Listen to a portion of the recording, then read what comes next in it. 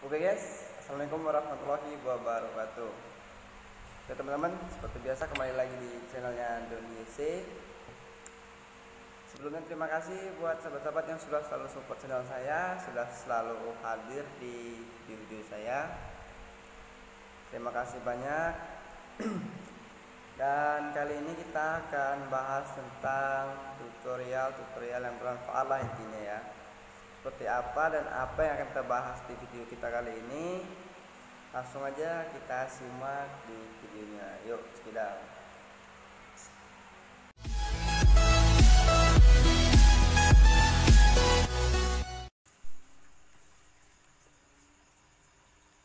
Oke teman-teman, kali ini kita bakal bahas tentang pajak, tentang bukti setor pajak ya. Jadi untuk operator Siskudes atau sistem tata kelola keuangan desa, mungkin untuk yang pemula ada yang masih belum tahu ya untuk cara ngecek buku pajak yang sudah kita input secara otomatis di Siskudes. Oke, kita langsung aja teman-teman masuk ke aplikasinya. Oke, sorry, ini yang 2019 ya, dia agak berbeda teman-teman.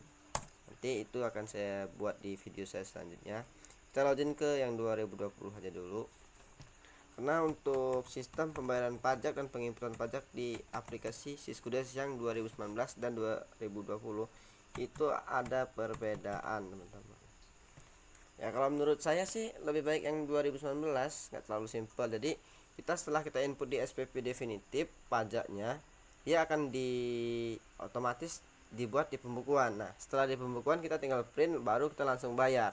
Tetapi kalau yang 2020 kita harus input dulu di SPP definitif, lalu kita kita bayarkan dulu ke kantor pos atau ke mana, ke pajaknya. Nah, nanti di situ ada nomor NTPN. Nah, nomor NTPN itulah yang akan kita input di Siskudes. Untuk Siskudes yang 2020, kita mau cek pajaknya atau inputan pajak. Jadi kita pilih yang laporan teman-teman. Setelah kita pilih laporan, lalu kita pilih yang penata usahaan. Nah, tampilannya sudah seperti ini. Jadi kita pilih dulu kecamatan ya. Oke, kecamatan. Nah, di bagian atas ada pilihan bulannya. Jika kita mau cek yang dari bulan 1 sampai bulan Juni, kita pilih di sini, kita rubah ke Juni teman-teman. Oke, nah seperti ini. Tapi kalau kita mau cek yang dari Januari sampai Desember, kita kembalikan seperti semula tadi. Ini anggaran 1 tahun ya. Oke, nah jadi berapa sih, apa aja pajak yang harus kita bayar di tahun 2020 dari bulan Januari sampai bulan Desember. Nah, kita pilih yang di sini. Di sini ada tulisan buku kas pembantu pajak. Kita checklist dulu teman-teman. Lalu kita cetak ya. Nah, coba saya zoom. Oke, nah jadi seperti ini teman-teman, buku kas pembantu pajak yang versi 2020. Hampir sama kalau untuk format buku kas pembantu pajaknya. Cuman bedanya teman-teman, bedanya ada di bagian penginputan pajaknya, penyetoran pajaknya. Kalau di versi yang 2019, dia langsung otomatis, kita hanya input penyetoran jumlah uang yang akan kita bayar dan pajak apa gitu kan. Tapi kalau yang 2020 kita harus input dulu nomor NTPN, nomor pajaknya gitu ya. Jadi apa sih NTPN? NTPN itu adalah nomor tanda pembayaran pajak negara. Artinya kita sudah menyetorkan pajak tersebut langsung ke negara, bukan ke mana-mana, langsung ke negara. Jadi ini pengalaman saya sih. Jadi kalau kita struknya hilang, kita kan sudah punya nomor NTPN ini teman-teman ya. Yang dikatakan nomor NTPN tuh ini.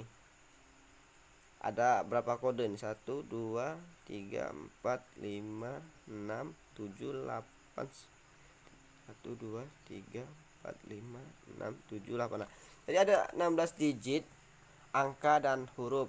Dia kolaborasi teman-teman untuk nomor NTPN. Dimana sih dapat nomor NTPN? Kalian bisa cek di tutorial saya sebelumnya. Untuk yang 2020 kalau kita nggak nginput nomor NTPN ini, dia nggak bakal muncul teman-teman, atau nggak bakal kebayar. Masih jenisnya kayak saldo nih. Ini kan jenisnya masih kayak saldo kan. Tapi kalau yang udah di input NTPN, misalnya ini nih, ini kan udah pemotongannya 0, jadi penyetorannya udah masuk sini dia. Tapi kalau kita belum input nomor NTPN-nya di Siskudes, dia di sininya masih ada dan penyetorannya min, dan di sini masih ada saldo. Kalau ini artinya ini sudah min 95.645 karena sudah ada penyetoran. Seperti itu teman-teman. Dan kalian juga bisa lihat cara bayar pajak di HP menggunakan HP ya. Walaupun kita nggak ke warnet, walaupun kita nggak pakai laptop, kita bisa bayar pajak melalui HP. Tapi bukan penyetorannya ya, bayar online-nya. Intinya kita minta kode billingnya atau ID billing. Setelah ID billing atau SSP-nya sudah jadi, baru kita setorkan ke kantor pos gitu alurnya teman-teman. Yang pasti kalian harus hitung dulu pajaknya berapa. Setelah itu kalian antar ke kantor pos, kalian bayar. Nah, jadi struknya itu nanti bisa kalian lihat di atas struknya itu sudah ada nomor NTPN. Itu yang bakal rumit dan lumayan sih buat PR di rumah nih, buat ngelembur. Jadi ada berapa item nih, banyak banget pokoknya. Tuh, ada punya saya ini ada 167 item. Lumayan lah buat nginput nomor NTPN ini, hampir sama kayak nginput KK teman-teman. Nomor KK atau nomor KTP lumayan banyak.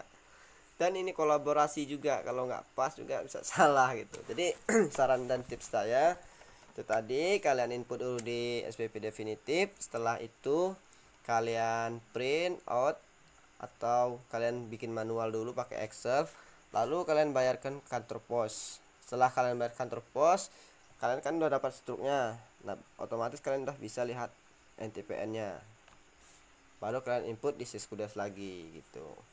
Sebenarnya walaupun nggak nggak nunggu struk bisa, tapi rumit. Kita harus masukin dulu ID billing kita, baru kita cek dulu ke ininya, ke DJP online-nya, kan rumit. Jadi lebih baik saran saya seperti itu. Setelah kalian bayar kantor pos, baru struknya kalian cek satu persatu NTPN-nya. Itu ada semua teman-teman. Kalau kalian kurang paham tentang pajak atau tentang cara bayar pajak, kalian bisa cek di tutorial saya sebelumnya, sudah ada semua tentang pajak. Oke. Cuman pajak apa aja, pengenaan pajak apa aja itu belum saya tutorialkan atau saya perjelas di sini. Saya masih hanya cara membayarnya saja. Karena ya banyak sih, ada barang kena pajak, ada barang nggak kena pajak teman-teman. Jadi ada perbedaan, barang apa aja sih yang kena pajak dan barang apa aja sih yang nggak kena pajak, dan jenisnya, misalnya PPN, PPH. Jadi ya saya kasih paparan sedikit teman-teman. Ada banyak aturan sih untuk pajak. Ada yang di atas 2 juta dia kena PPN, PPH. Ada juga yang di atas 2 juta tapi dia hanya kena PPH gitu loh. Nanti itu kalian bisa tanyakan ke dinas pajaknya langsung ya, yang lebih paham. Kali kalau saya tetelkan di sini semua nanti pusing juga kalian. Jadi di sini saya hanya kasih contoh cara ngecek buku pajak di Siskudes. Stepnya ya. Oke teman-teman, sampai di sini semoga bisa kalian pahami ya untuk operator Siskudes pemula. Semoga juga bisa bermanfaat buat yang baru jadi operator desa gitu. Karena ilmu itu nggak bakal ada berhentinya asal kita mau belajar teman-teman. Oke, sampai di sini saja tips dan cara cek buku pajak di Siskudes yang sangat simpel. Semoga bermanfaat dan berguna. Sampai jumpa di video saya selanjutnya, dan salam santun dari saya. Saya akhiri, wassalamualaikum warahmatullahi wabarakatuh.